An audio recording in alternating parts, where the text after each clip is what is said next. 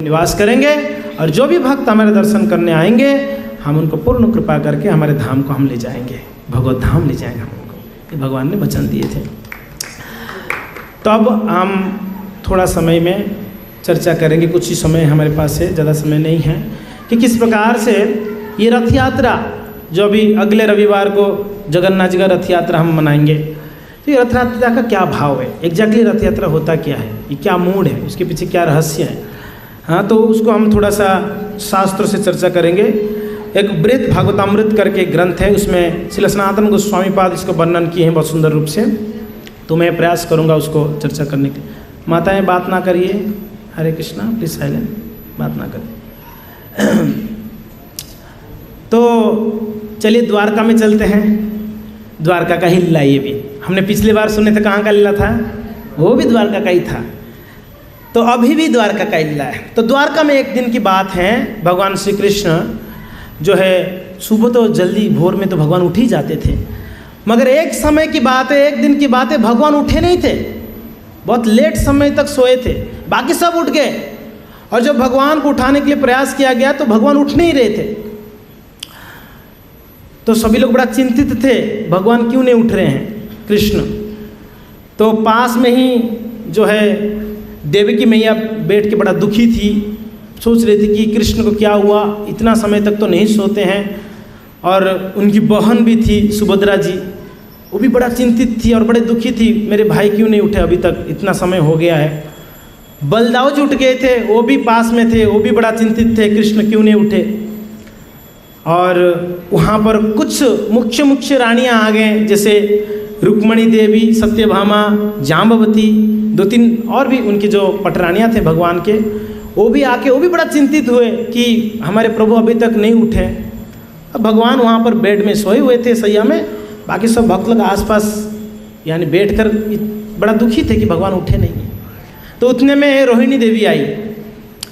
रोहिणी देवी आके कृष्ण को ऐसा स्थिति देखकर, कृष्ण क्यों नहीं उठे अभी तक, हाँ करके बड़ा चिंतित सबको देखकर रोहिणी देवी कही, क्या बतलाऊं मैं, ये कृष्ण कितने निष्ठुर बन गए हैं द्वारका में आने के बाद, इनको क्या ही पता है ब्रज में क्या स्थिति है, ब्रजवासियों का स्थिति को इसको पता ही नहीं है, और इनको कोई चिंता भी नहीं है कृष्ण को। कृष्ण जो है सभी को भूल चुके हैं, उनको प्रेम करने वाले को भूल चुके हैं। जब रोहिणी देवी कह रही थी तो कुछ लोगों को तो समझ में आ रहा था, जैसे बलदाऊ जी को समझ में आ रहा था, मगर देवकी को नहीं समझ में आ रहा था, क्योंकि देवकी कभी वृंदावन की लीला में नहीं थी।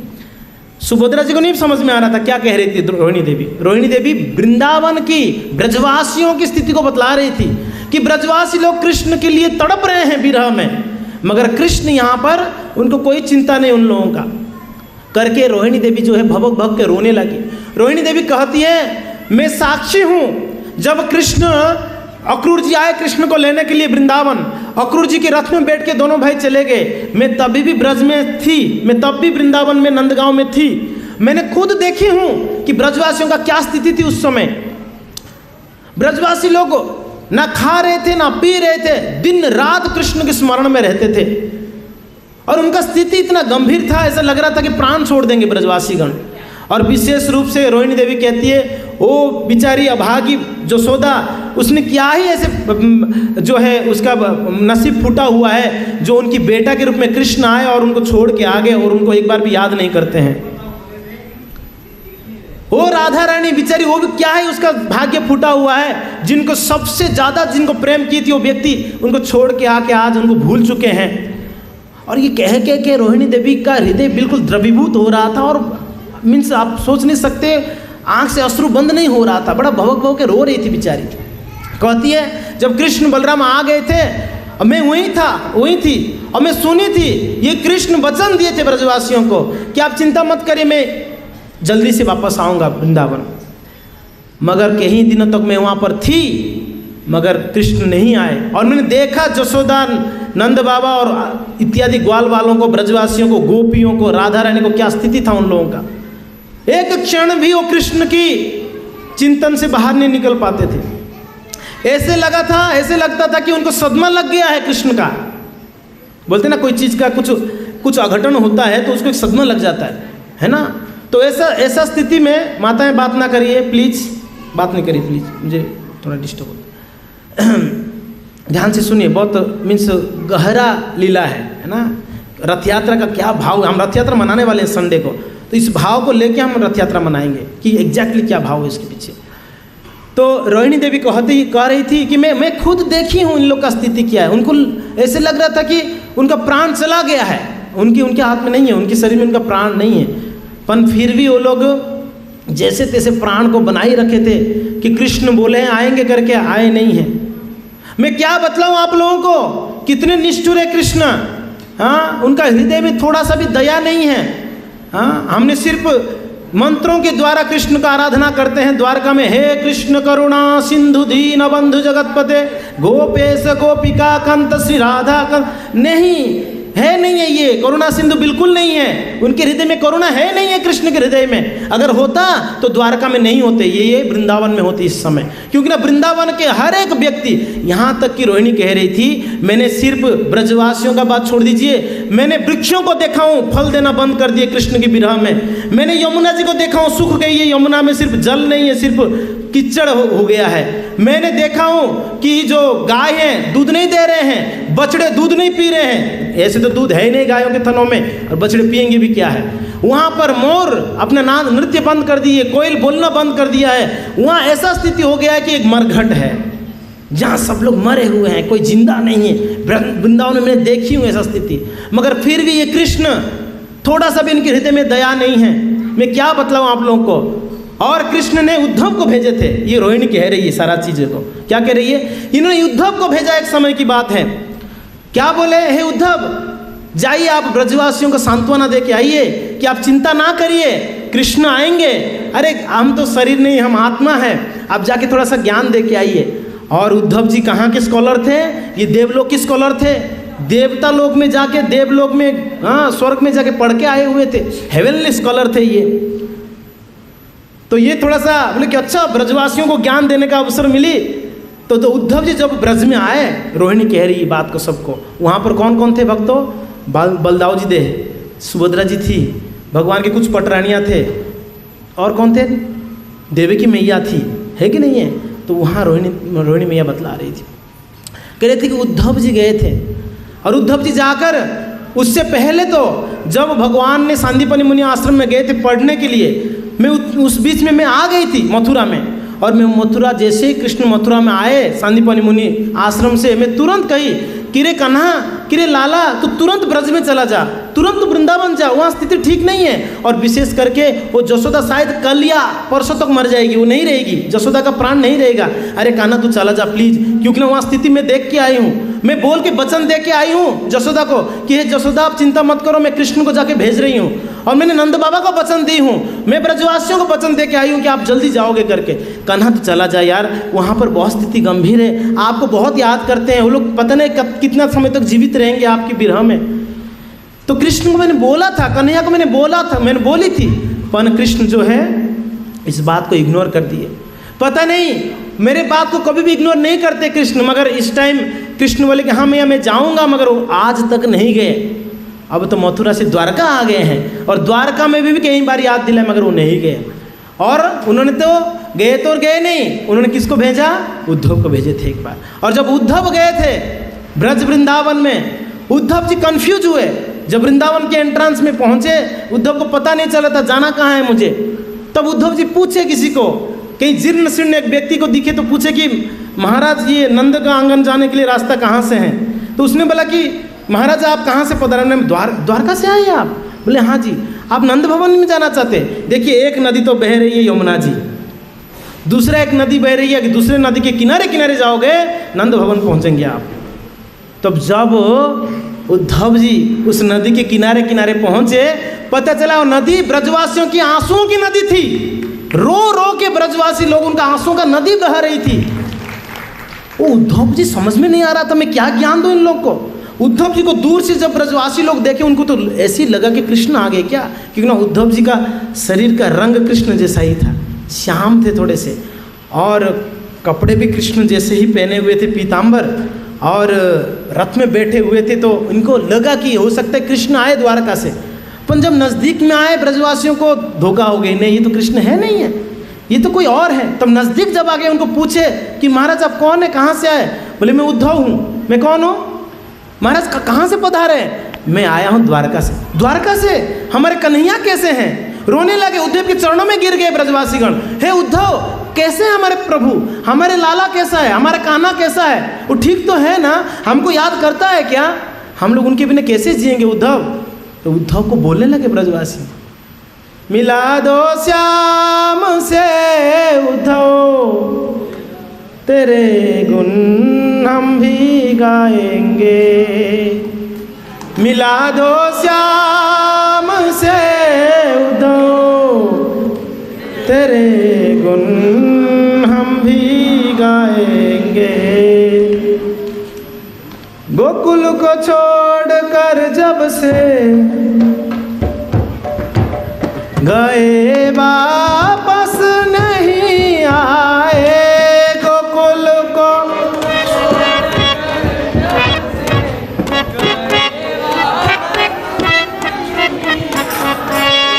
गोकुल को छोड़कर जब से गए वापस नहीं आए, गोकुल को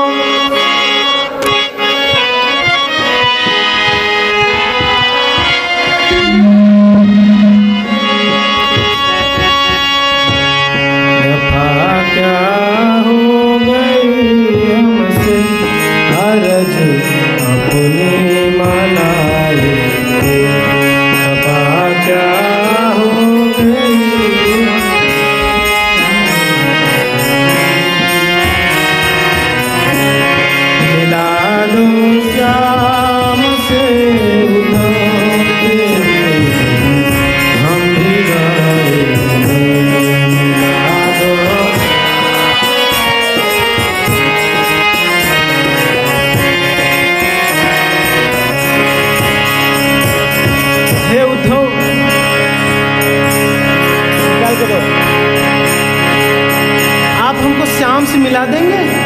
हमारे श्याम हमसे जब से छोड़ कर गए ना, वापस आए ही नहीं। हमको तो बोल के गए थे कि आएंगे, हम जरूर आएंगे, मगर पता नहीं आएंगे नहीं आएंगे। हम तो उनके आने की राह देख रहे हैं। हे उद्धव, कृपया आप उनके मित्र बोल रहे हो, आप द्वारकावासी हो, आप उन्हीं की रथ में आए हो, आप क्या हमको श्याम से मिला सकते हो? कृपया हमारा निवेदन है उद्धव, मिला दो श्याम से उद्धव, तेरे हम भी आएंगे। मिला दो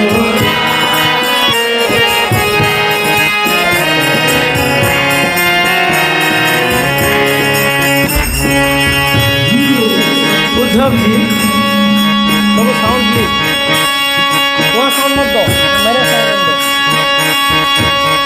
हे उद्धव, पता हमारे कन्हैया, हमारे श्याम सुंदर कितने सुंदर हैं। क्या द्वारका में भी ऐसे ही वस्त्र धारण करते जैसे ब्रज में पहनते थे?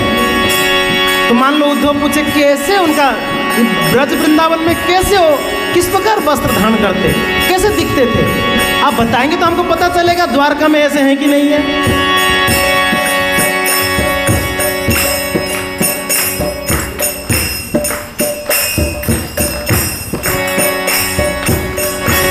मुकुट सिर मोर पंखन का, मकर कुंडल है कानों में। मुकुट सिर, बोलिए,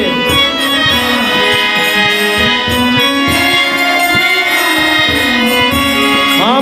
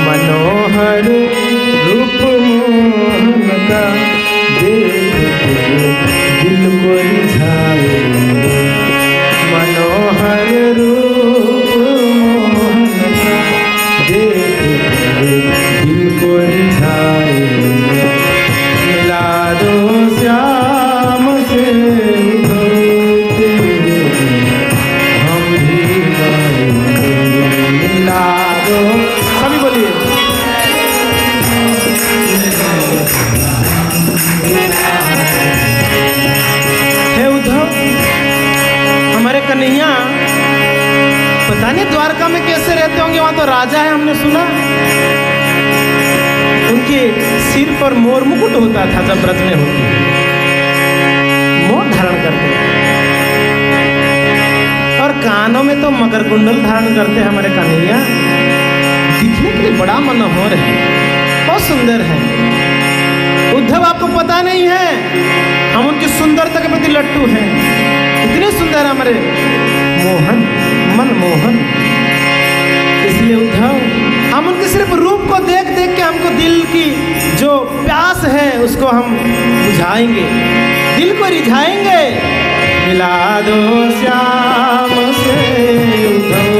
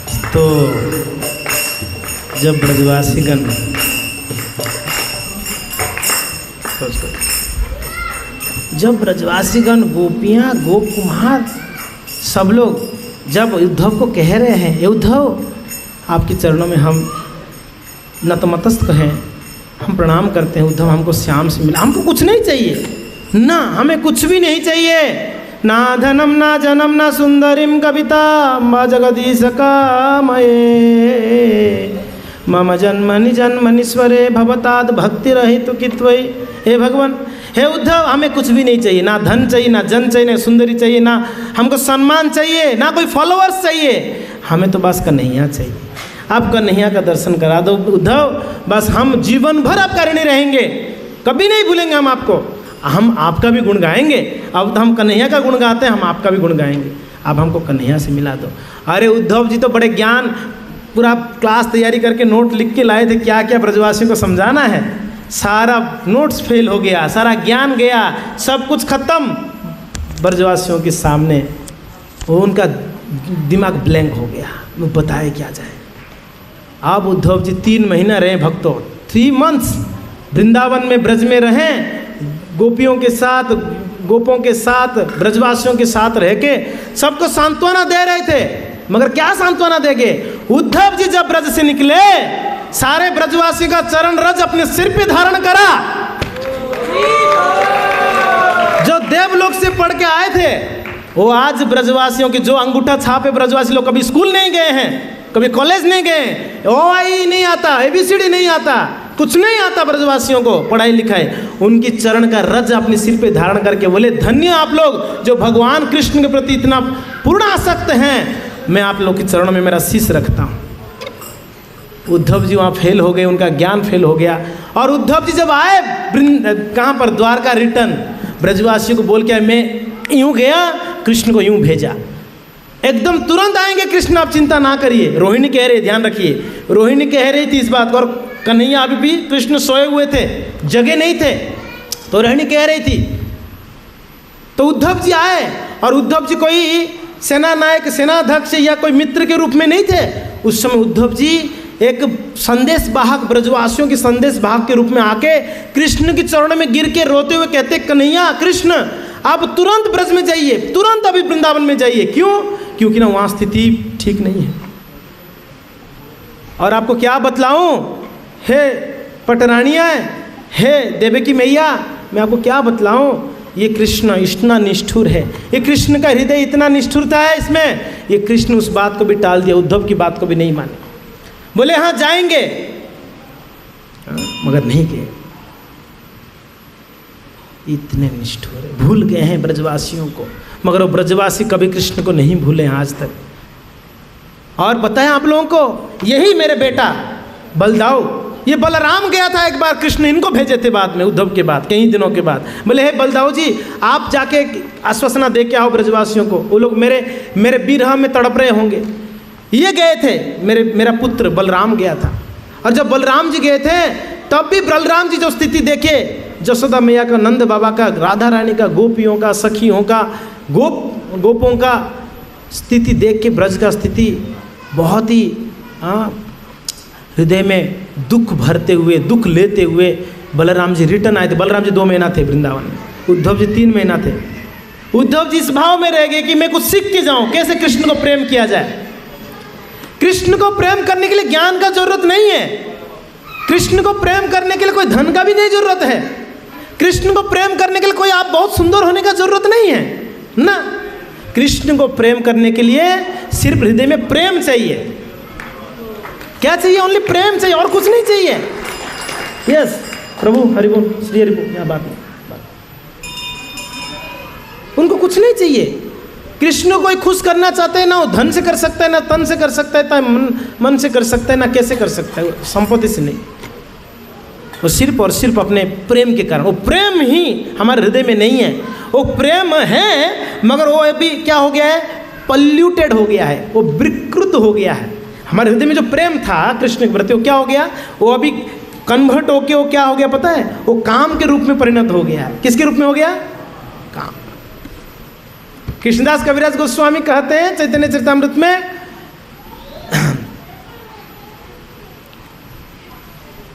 क्या है वो, नहीं आत्मा क्या, हाँ, आत्म इंद्रिय प्रीति वांछा तार बोली काम। हमारे इंद्रियों को सुख देने के लिए जो हम करते हैं उसको काम कहा गया है, वो प्रेम नहीं है। भले इस संसार में हम दिखाते हैं प्रेम करता हूँ, पर उसमें प्रेम नहीं है, काम है। काम का अर्थ समझिए, काम का अर्थ है कुछ चाहिए मुझे। अगर मैं कहता हूँ मैं आपको बहुत प्रेम करता हूँ, आई लव यू, तो उसके पीछे ये कि आपका घर आप मेरे नाम पे कर दोगे क्या पिताजी? समझ रहे ना? वो आई लव यू के पीछे क्या है, कुछ कामना है, आपको कुछ इच्छा है। अगर किसको भी हम आई लव यू कहते हैं, मगर कृष्ण के पास निस्वार्थ भाव से भगवान को प्रेम किया जाता है। तो वही प्रेम क्या हो गया, वो थोड़ा दूषित होकर क्या हो गया, वो काम में परिणत हो चुका है। उसको वापस प्रेम में कन्वर्ट करने के लिए क्या करना पड़ेगा, जो प्रेमी भक्त हैं उनकी संगत में आना पड़ेगा, तब हम वो प्रेम को जागृत कर सकते हैं, वापस पुनर्जागृत हो। इसलिए कहते हैं आत्मा, क्या भूल रहा हूँ, आत्म इंद्रिया, मैं वो बोल रहा हूँ, आत्म इंद्रिया प्रीतिवांछा तारावली काम, कृष्णेन्द्रिय प्रीतिवांछा धरे प्रेम नाम। जो कृष्ण को प्रसन्न करने के लिए जो कार्य करते हैं वो प्रेम है, जो हमारे लिए हम खुद के लिए करते हैं वो काम है, वो प्रेम नहीं है। तो खैर यहाँ पर बलदाऊ जी जब कहें आकर कि हे कृष्ण आप तुरंत जाइए, वो ब्रजवासियों के हृदय में प्रेम भरा हुआ आपके लिए, वो लोग आपके बिना मर जाएंगे, पता नहीं कब तक जीवित रहेंगे। बलदाऊ की बात ऐसा कभी टाले नहीं थे कृष्ण, कभी भी नहीं, ना के बराबर कभी उन्होंने मना किया ही नहीं कृष्ण को। पहला ऐसा अवसर आया, कृष्ण ने हाँ करके नहीं माना। ये कई ऐसा अवसर था, बलराम जी को हाँ किए थे, हाँ भैया चलेंगे, हम मैं जाऊंगा, मगर कृष्ण गए नहीं थे वृंदावन में। तो रोहिणी देवी कह रो रही थी, और उतने में आपको पता है उतने में क्या हुआ, कृष्ण जग गए। कृष्ण जग गए और जगते हुए तुरंत रोने लग गए, रो रो के अपने सिर नीचे पीट रहे थे, बोल रहे कि मैं कितना मेरा हृदय कठोर हो गया है। उस समय सुन रहे थे ना, जब ब्रज के बारे में सुन रहे थे, ब्रजवासियों के बारे में सुने, वो जग गए, वहाँ पर तुरंत जग गए। पास में ही लोग बैठ के बात कर रहे थे। रोहिणी देवी कह रही थी, बार बार अपने आप को कोस रहे थे, बोलते मैं कितना निष्ठुर हूँ, मेरा हृदय कितना पत्थर हो गया है, मैं ब्रजवासियों का प्रेम को नहीं समझ पा रहा हूँ करके एक पेपर निकाले, एक पेन निकाले और लिख रहे हैं, मेरे प्रिय ब्रजवासीगण, मेरे प्रिय माता जसोदा, मेरे प्रिय पिताजी, मेरे प्रिय राधा रानी, एक पत्र लिख रहे हैं। बोले कि आप लोग चिंता मत करिए, मैं बहुत जल्दी मेरा जो जिम्मेदारी या काम है खत्म करके मैं बहुत जल्दी आऊँगा करके एक पत्र लिख रहे हैं। और क्या कह रहे हैं, मेरा हृदय कितना कठोर हो गया है, मैं ब्रजवासी को प्रेम को याद नहीं कर पा रहा। और क्या लिख रहे हैं, पत्र लिख रहे हैं। बलदाऊ जी को देख बहुत गुस्से में रोते हुए, अरे कान्हा तेरे को अभी भी तेरे को प्रेम नहीं आया, अभी भी तेरे याद नहीं कर पा रहा है, अभी भी तू इतना नहीं, पत्र भेजेगा अभी। ये पत्र तो पहुंचते वो लोग मर जाएंगे, क्योंकि ना ये तो कंफर्मेशन हो जाएगी आने वाला नहीं है, क्योंकि ना ऑलरेडी तीन बार हो गया ना। रोहिणी आई, उनके हाथ में खबर भेजे नहीं गए आप, उद्धव जी गए उनके हाथ खबर भेजे नहीं गए, मैं खुद आके आपको खबर देने गया। अब आप पत्र भेजोगे तो उनको ये कंफर्म हो जाएगा नहीं आने वाले ही है। वो पत्र को लेके गुस्से से फाड़ दिए बलदेव जी। बोले कि थोड़ा भी आपको सोचना चाहिए कन्हैया, कितना वो आपको प्रेम करते हैं, कितना आपको मिस करते हैं वो लोग, आप पत्र लिख रहे हैं उनके लिए। तो कृष्ण वापस जोर जोर से रोने लगे। और जब रोहिणी देवी कह रही थी कि रे कन्हैया अब तो थोड़ा सा दया हृदय में प्रकट कर, तू ऐसे कैसे हो गया, इतना निष्ठुर कैसे बन सकता है तू उस ब्रजवासियों के प्रति। तो जब वापस याद किए, मैं ब्रजवासियों के साथ ऐसे निष्ठुरता किया, हाँ मैं ऐसे किया, मेरे हृदय में इतना कठोरता हो गया। ऐसे सोच सोच के राधा रानी को, जसोदा मैया को, नंद बाबा का सोच सोच के कृष्ण वहीं पर धड़ाम से गिर गए, बेहोश हो गए कृष्ण। जब बेहोश हो गए, कृष्ण की ऐसा स्थिति देखकर बलदाव जी तुरंत वो भी वृंदावन को याद करके वो भी गिर गए नीचे। इन दोनों का स्थिति देखकर वहाँ पर जो थे कौन, रोहिणी देवी और भी उनकी पत्नियाँ, हाँ उनकी बहन, वो बहुत आश्चर्य हो गया अभी क्या होगा। अब तो ब्रज की भाव में चले गए ये दोनों भाई। तो वहाँ पर तुरंत नारद जी पधार गए, नारायण नारायण करके, और नारद जी के साथ साथ उद्धव जी आ गए तुरंत भगवान की दया से। और दोनों आके बोले ये लोग का ऐसा स्थिति है, ये लोग पूरा ब्रज की भाव में, शायद ब्रज की बिरह में वो लोग ऐसे हो गए, क्योंकि ना कृष्ण बलराम ज़्यादा समय ब्रज में रहे। तो बोले कि इनको अगर जगाया जाए, तो उद्धव जी बोले कि नारद जी आप उनको ब्रज की महिमा को अपनी वीणा के द्वारा गान करेंगे तो कृष्ण बलराम जग जाएंगे। उनको उठाने का एक ही तरीका है, उनको जगाने का एक ही तरीका है, क्या करो आप बीणा बजा के आप गान करिए। नारद जी बोले उद्धव जी मैं बीणा बजा के तो गाऊंगा जरूर, मगर होगा क्या है पता है, जैसे उठेंगे कृष्ण ना वैसे ही वो दौड़ेंगे कहाँ, वृंदावन के लिए। तो वैसे ही दौड़ेंगे तो अच्छा होगा कि उठने से पहले उनका रथ तैयार रहे, उनको रथ में बिठा के ले जाएंगे वृंदावन के लिए। तो ये भी सही बात कह रहे हैं आप, कृष्ण उठते ही उनको वृंदावन दौड़ेंगे, क्यों ना वृंदावन की महिमा सुनेंगे। तो रथ तैयार किया जाए। तो उतने में बलदाव जी को थोड़ा होश आया। तो जब बलदाव जी को होश आया तो बलदाव जी को पूछे कहा क्या किया जाए, कृष्ण अभी अचेत अवस्था में, वो उठे नहीं है, और उठेंगे अगर ब्रज की महिमा सुनाएंगे, राधा की महिमा सुनाएंगे, उठ जाएंगे ये, मगर उठेंगे तो वृंदावन दौड़ने लाएंगे, उनके लिए रथ तैयारी किया जाए। तो बलदेव जी बोले कि रथ तैयारी करेंगे, जरूर रथ की तैयारी करना चाहिए, मगर एक समस्या होगी। क्या? मान लो कृष्ण उठ के रथ के ऊपर बैठ के ब्रज के लिए निकलेंगे, ब्रज पहुंच जाएंगे वृंदावन में, क्या होगा, वो ब्रज की स्थिति देखेंगे, राधा रानी का, नंद बाबा का, जसोदा का और ब्रजवासियों का स्थिति देखेंगे। कृष्ण अपना प्राण धारण कैसे करेंगे ऐसा स्थिति देखकर? सब लोग मरे हुए जैसे पड़े रहेंगे, और बिना खबर दिए अगर कृष्ण पहुंच जाएंगे बिना संदेश के, तो क्या वहां पर स्थिति गंभीर होगा। तो इसलिए कोई एक जन जाके पहले इन्फॉर्म करना चाहिए कि कृष्ण पीछे आ रहे हैं करके। समझ रहे ना स्थिति क्या है? अगर कृष्ण उठेंगे तुरंत जाएंगे वृंदावन में, तो वहां पर ऐसा स्थिति देखकर सब लोग जीर्ण शीर्ण अवस्था में पड़े हुए, बिना खाए बिना पिए कृष्ण के विरह में, अगर कृष्ण वहां देखेंगे ऐसा स्थिति में, तो कृष्ण का कितना दुख होगा हृदय में, कृष्ण का क्या स्थिति होगी पता नहीं है। तो इसीलिए कोई जाके उनका खबर दीजिए। तो फिर नारद जी बोले कि एक काम करिए उद्धव जी, आप जाइए, आप जाके खबर दे दीजिए पहले। उद्धव जी कहते हैं मैं जाने को मुझे कोई दिक्कत नहीं, मैं जाऊँगा, मगर नारद जी आपको तो खबर मिला ही होगा कि मैं पहले एक बार गया था और मैं जाके उनका स्थिति देख के आके मैंने कन्हैया को बोला था आप जाइए। अब मैं वापस जाके बोलूँगा ना कृष्ण आ रहे हैं, कोई मुझे विश्वास नहीं करेगा। करेगा क्या? एक बार मैं बोला कृष्ण को मैं भेज रहा हूँ करके, मैंने वचन दे के आया था, आज तक कृष्ण नहीं गए, मैं वापस जाके बोलूँगा कृष्ण आ रहे हैं, कौन विश्वास करेगा मेरे बात में? वो ऐसा हो जाएगा ना, बाघ खा लिया जल्दी आओ, आपने सुना हो कथा है ना। एक बार तो झूठ का उन्होंने बताया, जो सारे गांव वाले आए बचाने के लिए, देखा कोई बाघ तो था नहीं, वो गाय चरवा गया था। तो बोले कि बदमाश कहीं का, झूठ का हमको बुलाया, और नेक्स्ट टाइम सच का बाघ आया था खाने के लिए, ये चिल्लाए अरे बाघ खा लिया हुआ, बोले कि झूठ बोल रहा होगा, कोई नहीं आया, बाघ उसको खा लिया था। तो उद्धव जी वही वैसे ही कह रहे हैं कि मैं एक बार ऑलरेडी मैंने उनको वचन दिया था, वो तो हुआ नहीं, अब मैं वापस जाके अगर कहूँगा कि कृष्ण आ रहे, कोई विश्वास नहीं करेंगे, तो कौन जाएगा? बलदेव जी आप जाइए। बलदेव जी मैं भी पहले एक बार जाके आया हूँ, मेरा भी बात कृष्ण सुने नहीं है, अगर मैं अभी जाऊँगा ना पक्का नहीं विश्वास करेंगे कोई मेरे ऊपर। कौन जाए फिर? कौन जाएंगे? नारद जी नहीं जा सकते हैं, क्योंकि नारद जी को यहाँ पर गान है ना, वृंदावन की महिमा गाना है, कृष्ण को जगाना है, कौन जाए? तो सुभद्रा जी वहाँ पर थी। सुभद्रा जी कहने लगी कि मैं जाऊँगी, मैं स्त्री जाती हूँ, मैं जाऊँगी ना, मैं ब्रज गोपियों को बड़ा प्रेम से मैं समझा सकती हूँ, मेरे बात थोड़ा प्रभुओं का है ना, जो पुरुष है ना थोड़ा कपटी होते हैं, उनकी बात नहीं मानेंगे ब्रजवासी। अब मैं एक स्त्री शरीर, आप लोग क्षमा करना, गलत ना सोचना,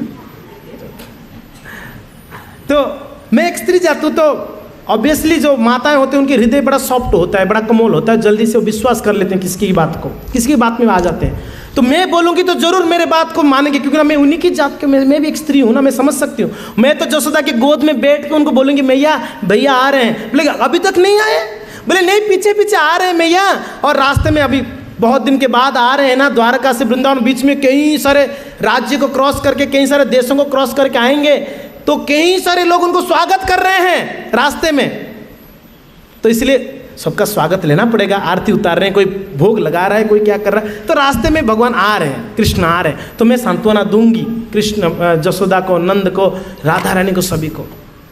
तो सब लोग बोले ये सही रहेगा, अगर सुभद्रा जाएगी ना ये सही रहेगा। तो डिसाइड हो गया सुभद्रा जाएगी, मगर सुभद्रा अकेले कैसे जाएगी? छोटी बहन को कैसे कोई छोड़ सकता है? एक अकेले माता को कोई अकेला थोड़ी छोड़ सकता है, कोई नहीं छोड़ेगा, तो अकेले कैसे जाएगी? तो बलदाऊ जी बोले ठीक है सुभद्रा के साथ मैं चाहता हूँ, ठीक है। सुभद्रा समझाएगी, मैं पीछे रहूँगा, मुझे देख के वो लोग विश्वास नहीं मर सुभद्रा को, तो रास्ते में उनके साथ में दूंगा। तो बोले ठीक है, तो बलदाऊ जी जाएंगे, सुभद्रा जाएंगे, सुभद्रा के साथ में बलदाऊ जाएंगे। तो इसका मतलब अभी कृष्ण के लिए एक रथ चाहिए, बलदेव जी के लिए एक रथ चाहिए, और सुभद्रा जी के 3 रथ बनाना पड़ेगा। तो 3 रथ बन के तैयार हो गया, ठीक है। और 3 रथ बन गया, तो बलदाऊ जी बैठे किसमें? रथ में बैठे, और सुभद्रा जी नेक्स्ट रथ में। तो आगे आगे बलदेव जी चले, पीछे पीछे बलदेव जी पूरी जो है क्या कह सकते, बाहरी चेतना में नहीं आए थे, वो वृंदावन की चेतना में ही थे।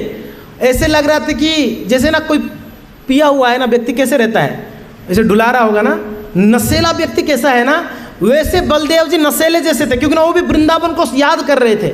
कृष्ण ज़्यादा किए हुए थे, बलदेव जी थोड़ा कॉन्शियस थे, मगर वो भी वृंदावन की याद में थे। तो उनको जैसे तैसे करके बलदेव जी को रथ में बिठाया गया, जैसे तैसे करके।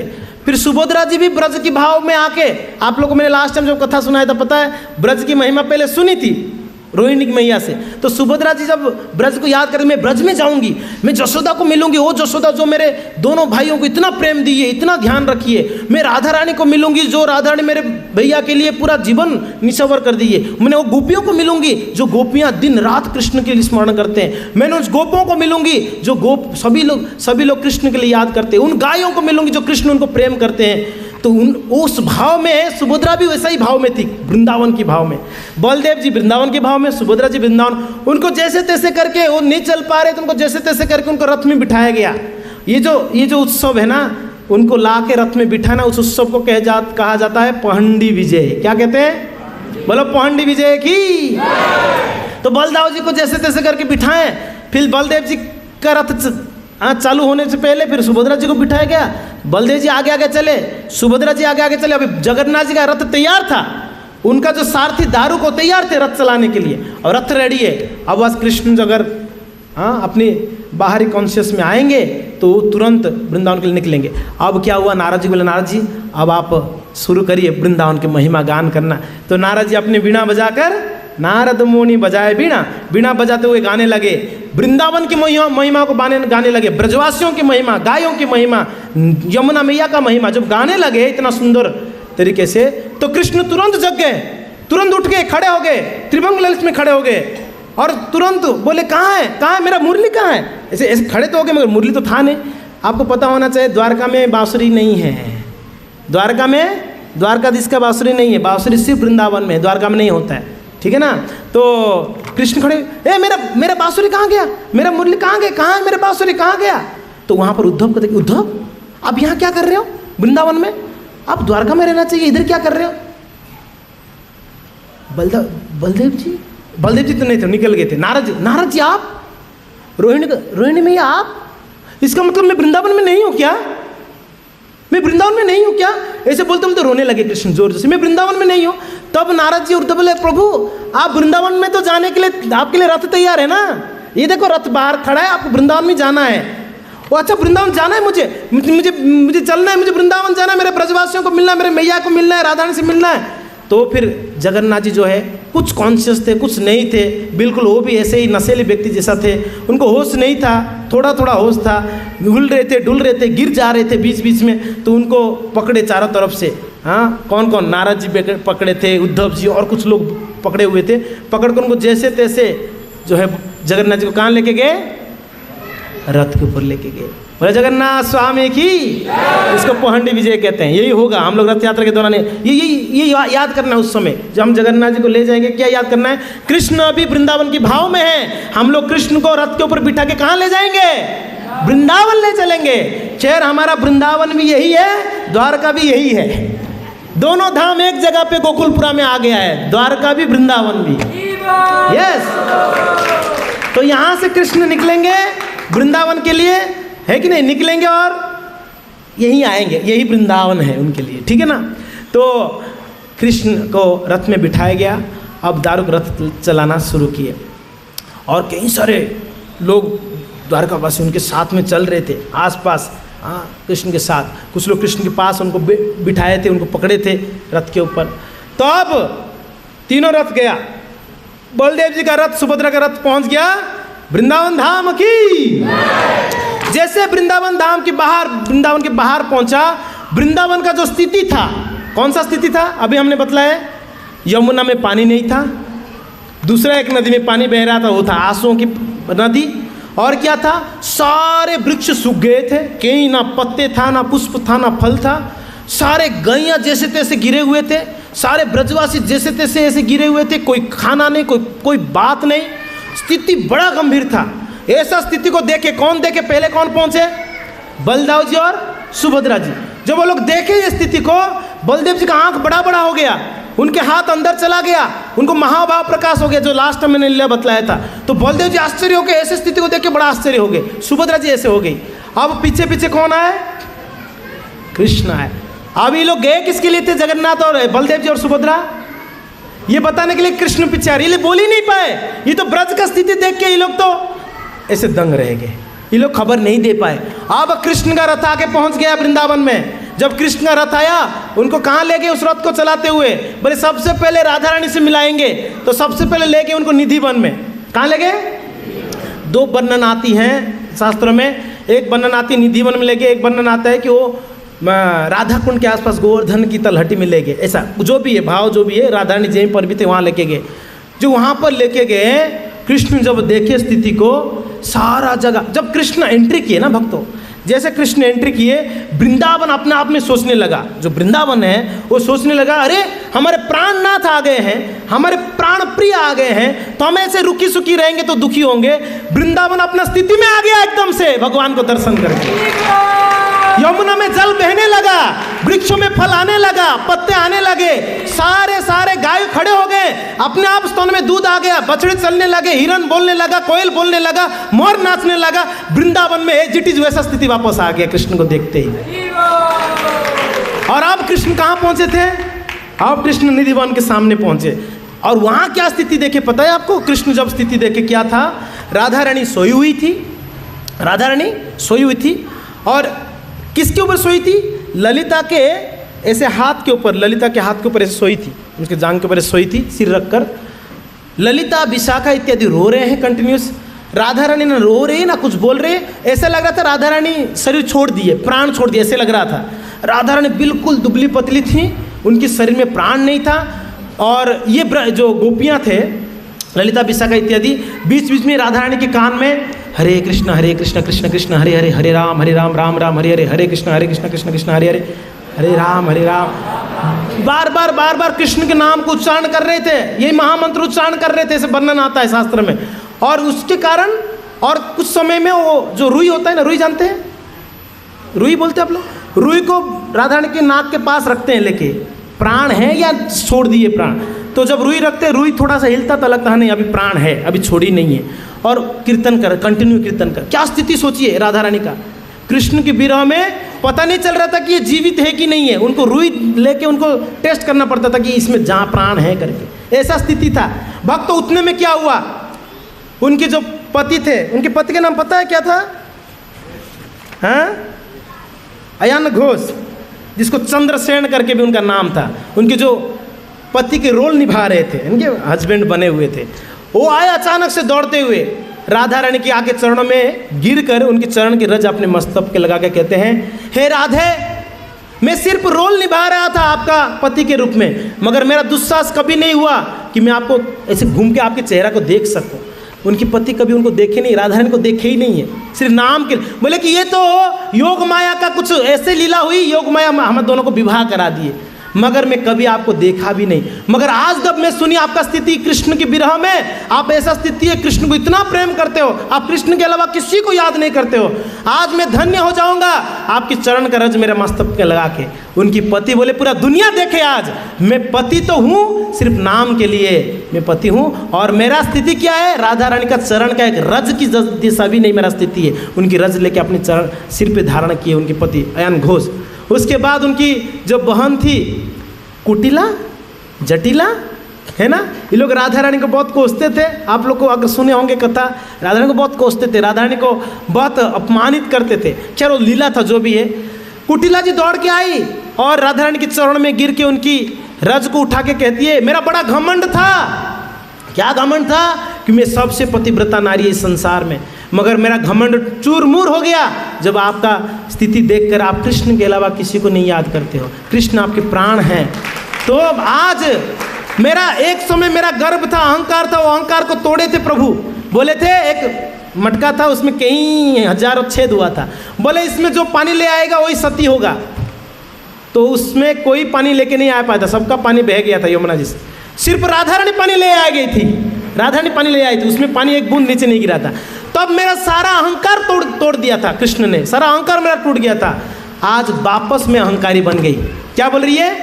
बोल रही कि आज मैं वापस अहंकार से भर गई। क्या अहंकार है? मैं राधा रानी की चरण की रथ की बराबर आज बन गई। मेरा ये अहंकार हो गया, आज मैं राधा रानी के चरण की दासी हूँ। ये सबसे बड़ा अहंकार है, मैं आज अहंकारी बन गई। ये अहंकार सबसे श्रेष्ठ अहंकार है। तो मैं धन्य हो गया ये अहंकार लेके। तो बोल रहे कि एक समय मेरा अहंकार खत्म हो गया था, तोड़ दिया गया था, आज मैं वापस अहंकार से भर लिया। क्या अहंकार है? मैं राधा रानी की चरणों की एक रज की बराबर हूँ, उतना भी नहीं हूँ।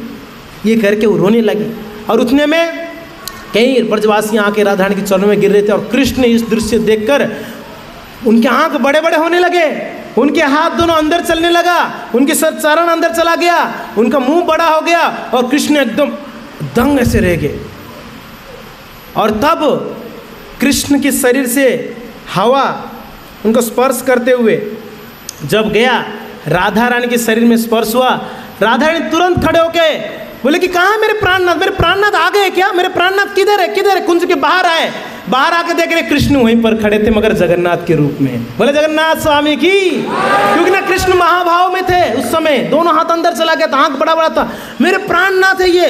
तब जब राधा रानी की शरीर से हवा ऐसे स्पर्श करते हुए कृष्ण के शरीर में लगा, कृष्ण जगन्नाथ जी वापस कृष्ण बन गए, तुरंत कृष्ण बन गए। और कृष्ण जैसे बन गए, राधा रानी तुरंत जाके कृष्ण से मिली, सारे गोपियाँ, सारे सखियाँ वहाँ पर तुरंत आ गए, और राधा कृष्ण को बड़े अच्छे से उनको कुंज में लेके गया, लेके जाकर राधा कृष्ण को झूले में बिठाया गया, उनको आरती किया गया। और राधा रानी कहती है, हे प्रभु, आप मुझे छोड़ के इतना दिन कहाँ चले गए थे? मैं आपकी विरह में कितना तड़प रही थी। कृष्ण बोले कि हे राधे, ये हमारा लीला था, मैं कभी भी वृंदावन छोड़ के गया नहीं, मगर सिर्फ आपके हृदय में विरह उत्पन्न करने के लिए मैं यहाँ पर अदृश्य था। क्योंकि दुनिया को मैं बताना चाह रहा था कि मेरा सबसे बड़ा भक्त कोई है तो राधा रानी है इस संसार में, ये मैं बताना चाह रहा था, इसलिए मैं ये लीला किया। तो इसलिए हे राधे, हमने कभी अलग हुए नहीं है, हम दोनों एक ही है। राधा कृष्ण नहीं अन्य, राधा कृष्ण कोई अलग अलग नहीं है, दोनों एक ही है। सिर्फ दो शरीर है, मगर आत्मा एक ही है। दो शरीर है बस, राधा कृष्ण का अलग अलग शरीर, दो अलग अलग शरीर है, सिर्फ आत्मा एक है। तो कृष्ण इस प्रकार बोले। राधा ने कही, हे भगवान, आपने मेरे विरह में जो स्वरूप लिए वो जगन्नाथ जी का स्वरूप बड़े सुंदर मुझे लगा। हे प्रभु, ये स्वरूप को मुझे बार बार दर्शन करने का इच्छा हो रहा है। भगवान बोले कि हे राधे, मैं वचन देता हूँ आपको कि मैं कलयुग में इसी रूप में रहूँगा, ये मेरा वचन है। फिर राधा रानी कही कि हे भगवान, आप मेरा ही भाव को लेके प्रकट होने वाले हैं। वो कौन सा रूप में? महाप्रभु के रूप में, वो जगन्नाथ के रूप। भाव राधा रानी का जब लिए वो महाप्रभु बन गए, राधा रानी के विरह में जब आ गए वो क्या रूप हो गए? जगन्नाथ। इसलिए जगन्नाथ जी को कहते हैं राधा विरह विदुर। क्या कहते हैं? राधा रानी की विरह में जो स्वरूप है उसको कहते हैं राधा विरह विद्रोह जगन्नाथ। और चैतन्य महाप्रभु को क्या कहते हैं? कृष्ण विरह विद्रोह। क्या है? कृष्ण की विरह में जो स्वरूप ले लिए वो भाव राधारानी का होने के कारण किसका विरह होगा? राधारानी किसको विरह में रहते थे? कृष्ण के। तो भाव राधारानी का जब लिए इसलिए कृष्ण ही अपने ही विरह में चैतन्य महाप्रभु बन गए। तो भक्तों श्री रथ यात्रा यानी फिर क्या हुआ? जो कृष्ण बलराम जी और सुभद्रा थे वो भी ऐसा स्थिति में आ गए थे और ये तीनों जगन्नाथ बलदेव सुभद्रा वृंदावन में जो सारे ब्रजवासी को जब मिले बाद में अपने स्वरूप में आ गए थे। फिर कहीं लीला हुई, वापस कृष्ण बलराम और सुभद्रा वापस कुछ दिन रहकर लगभग 9 दिन रहे वृंदावन में। 9 दिन के बाद वापस बड़े मुश्किल से तीनों लोग वापस कहाँ आए? ब्रजवासी लोग रोते रोते उनको वापस विदाई कराए। कहाँ पर? द्वारका। तो इसको रिटर्न रथ यात्रा कहते हैं, बाहुड़ा यात्रा कहते हैं। जाने को रथ यात्रा और आने को बाहुड़ा यात्रा कहते हैं। तो समय तो हो गया है, मैं सोच रहा था और एक प्रसंग बताऊं मगर अभी टाइम नहीं है। तो आने वाला जो शनिवार को हम जगन्नाथ जी का कुछ लीला आपको बतलाएंगे शाम को। रविवार को रथ यात्रा है तो शनिवार को शाम को हम लोग 7 बजे आरती के बाद थोड़ी समय के लिए कुछ जगन्नाथ जी की लीलाओं को सुनेंगे। रविवार को सुबह कथा होगी, शाम को कथा हो नहीं पाएगी क्योंकि हमारा रथ यात्रा शुरू कब होगी? 3 बजे, तो फिर कथा नहीं हो पाएगी। तो इसीलिए आप सबसे निवेदन है आने वाले शनिवार को आप आइए और रविवार को तो रथ यात्रा में हम भाग लेंगे ही बड़ा उत्साह के साथ। भगवान जगन्नाथ जी को कहा जाता है ये खाने वाले भगवान हैं। कौन है? ज़्यादा खाते हैं। तो आप लोग जगन्नाथ जी के लिए ज़्यादा से ज़्यादा भोग लेके पधारिए और उत्साह के साथ आप पूरा रथ यात्रा में भाग लीजिए। जो भी व्यक्ति रथ के ऊपर बैठा हुआ जगन्नाथ जी को एक बार दर्शन कर लेता है वो भगवान के वैकुंठ धाम चला जाएगा इसी जन्म में अंत में।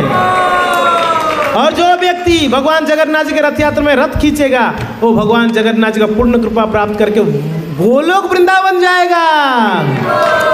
तो शास्त्र में खूब महिमा रथ यात्रा का। ये रथ यात्रा का ये भी अर्थ है कि जो लोग मंदिर में नहीं आ पाते हैं उन लोगों को दर्शन देने जगन्नाथ जी रथ में बैठ के अपने बाहर निकलेंगे, भ्रमण करके सबको दर्शन देंगे। तो इसीलिए ये रथ यात्रा को बड़ा उत्साह के साथ मनाया जाए इसी भाव से, जिस भाव में हमने अभी सुना ब्रज भाव में कि हम लोग जगन्नाथ जी को कहाँ ले जा रहे हैं? कृष्ण को वृंदावन लेके जा रहे हैं। इसी भाव में हम रथ को खींचेंगे कि हे जगन्नाथ, हे कृष्ण, हम आपको कहाँ ले जा रहे हैं? इस भाव से आपको वृंदावन ले जाएंगे। भगवान बहुत खुश होंगे, मुझे वृंदावन ले चलो, मैं मिलना चाहता हूँ। किसको? जसोदा को, नंद को, ब्रजवासियों को, राधा रानी को। बहुत खुश होकर कृपा करेंगे जगन्नाथ जी, हाँ कृष्ण जी। तो इस भाव से हम रथ यात्रा को करेंगे। तो मेरा निवेदन आप सभी लोग उत्साह के साथ इस यात्रा में भाग लें और भी लोगों को बुलाएं जितना ज़्यादा हो सके।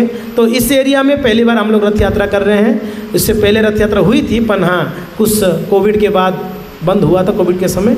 तो ये वापस हमारा रथ यात्रा शुरू हो रहा है, प्रारंभ हो रहा है। आप लोग आते समय देखा होगा रथ बन के तैयार हो गया है ना। तो इसी रथ में ठाकुर जी विराजमान होंगे। इसमें और भी सजाना बाकी है, सजेगा तो बड़ा सुंदर दिखेगा ये रथ। ठाकुर जी बैठकर चलेंगे। तो मैं आप लोग को सबसे निवेदन करता हूँ रविवार के दिन आप लोग सारा आपका अपॉइंटमेंट्स कैंसिल कर दीजिए। एक ही अपॉइंटमेंट है, जगन्नाथ अपॉइंटमेंट। कौन सा अपॉइंटमेंट? प्रभु को मिलने जाएंगे आज और प्रभु को मिलाने ले जाएंगे हम। ठीक है जी। एक तो उनको मिलने जाएंगे और उनको मिलाने ले जाएंगे ब्रजवासियों के साथ। इसी भाव से हम शनिवार को मिलेंगे और संडे को मिलेंगे। हरे कृष्णा। जय श्री जगन्नाथ बलदेव सुभद्रा महारानी की, श्रील प्रभुपाद की, रथ यात्रा महामहोत्सव की, गौर प्रेमानंदे। हरे कृष्णा। Thank you. तो अनाउंसमेंट्स